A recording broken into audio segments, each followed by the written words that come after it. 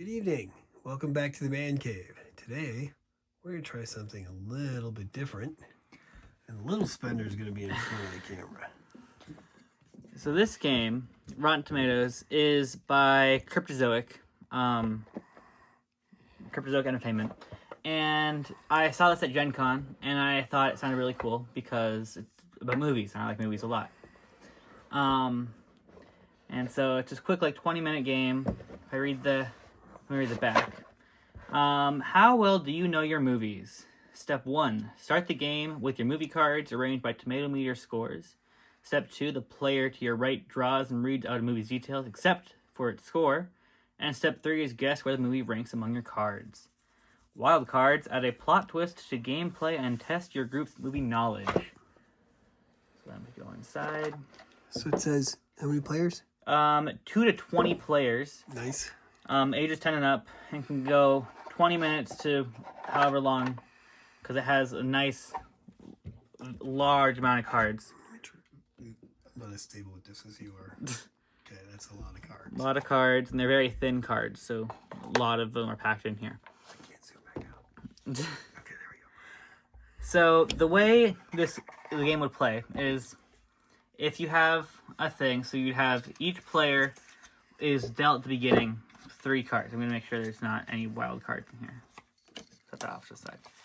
So each player is dealt 3 cards. We're just saying there's 2 people here. So my cards, I have Mr. and Mrs. Smith, Castaway, and Night at the Museum. So these cards right here, they do not matter anymore. I just had to put them in order of the tomato score. You see these? Yes. So this first number is the critic score. This is the audience score. So this game, for the most part, is based on the critic score. So I have a 60, a 89, and a 43. So I order them. So I put them. So I have 43, the 60, and the 89. Then the next player, so the person over here, these cards don't matter for my turn. But then, so they will read this card to me. I won't know. So they can read everything on the card except for the critic score. For instance, this one says The Big Short, a movie from 2015. The audience gave it an 88%. It had Steve Carell and Ryan Gosling. Wall Street investors bet big on the implosion of the American economy, and they reap the rewards when the market tanks. Okay. So I have not seen this movie before. And so, but what's fun with this game is there can be a lot of table talk. It's encouraged. So right away, I heard Ryan Gosling, which I know is, critics like Ryan Gosling a lot. They sure do. And this, you said it was the American economy booming, which means it's and then tanking. It's somewhat historical, which is also, critics prefer historical stuff than real stuff. Just so you know, the other guy in this movie, Steve Carell, that's the guy from The Office. Oh, he's fun, but I don't think critics like him very much.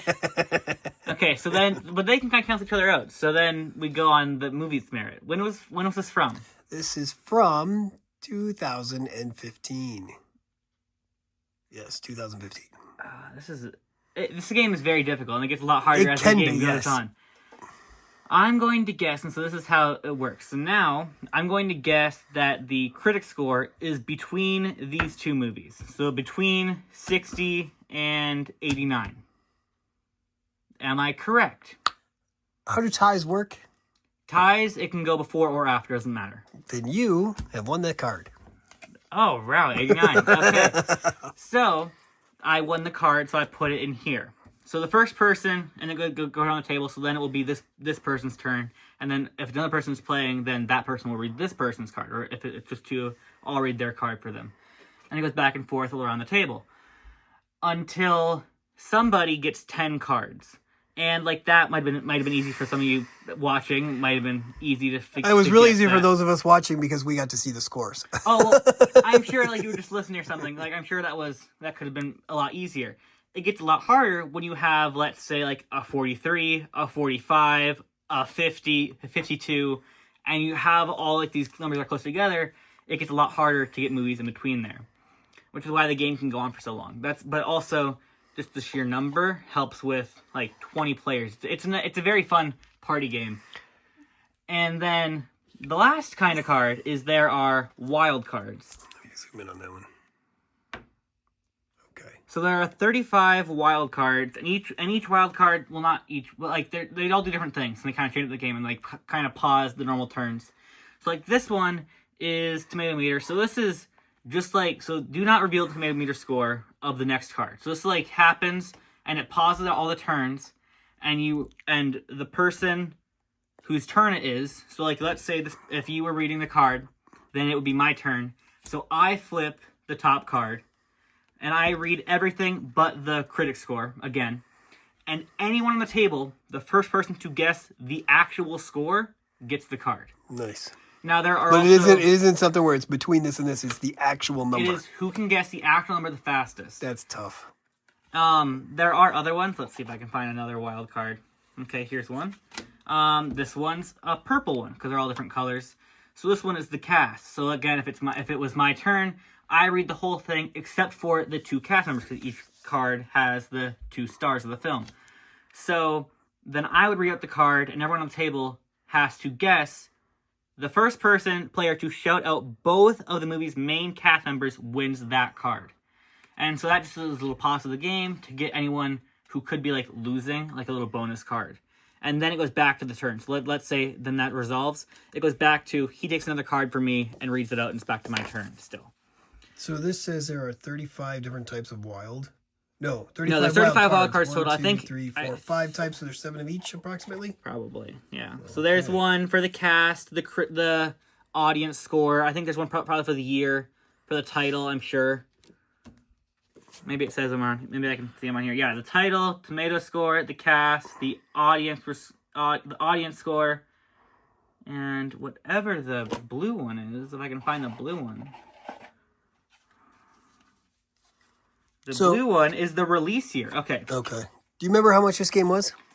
This game I believe was $25 at Gen Con, which is I don't think that was bad at all. I have played this game I think twice now. I think twice because we played it before we came back. I don't think I played it since coming back. Did we only play it twice? I know we played it.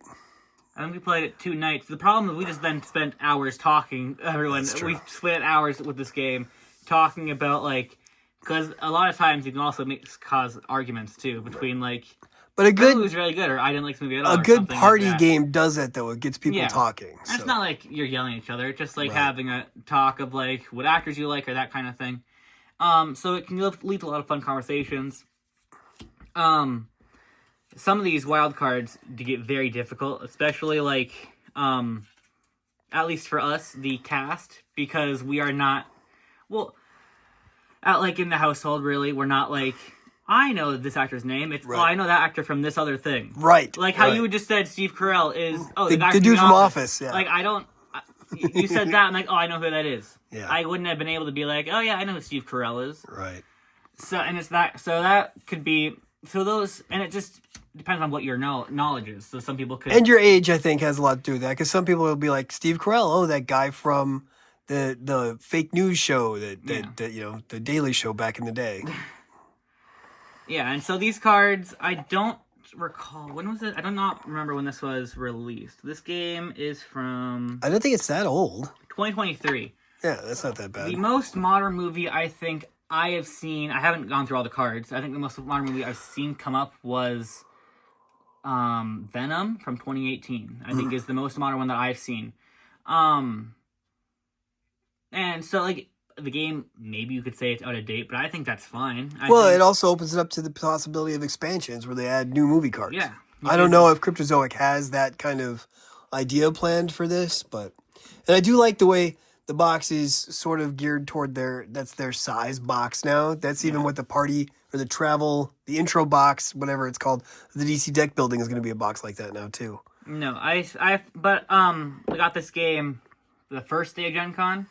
And we played it that night, and it went for like 2.5 hours long. Yeah, we were supposed to go to bed early so we could get up the next day early to drive.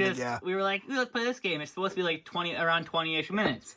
And we just spent hours talking about the films and the actors, and like, oh, critics don't like comedies like ever, but they kind of like more superhero stuff now because of the MCU. It kind of helped critics with that.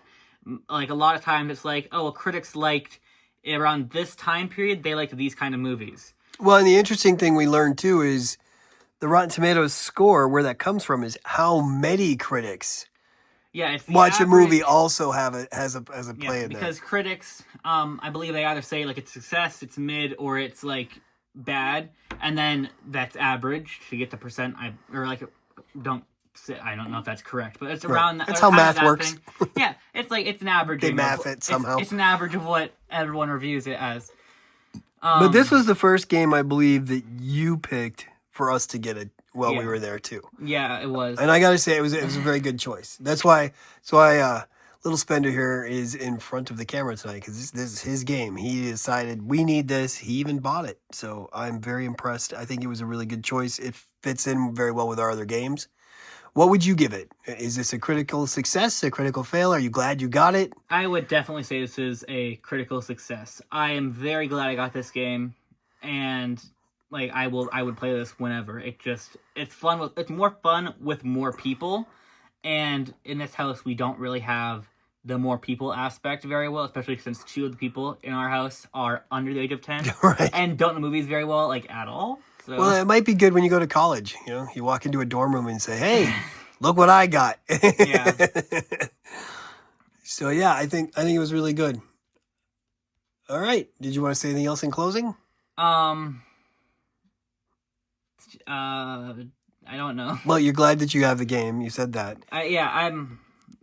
All right. Well, go ahead and sign off, and we can be all done. From the men here at the cave, may all your rolls be crits. Have a good night. There you go.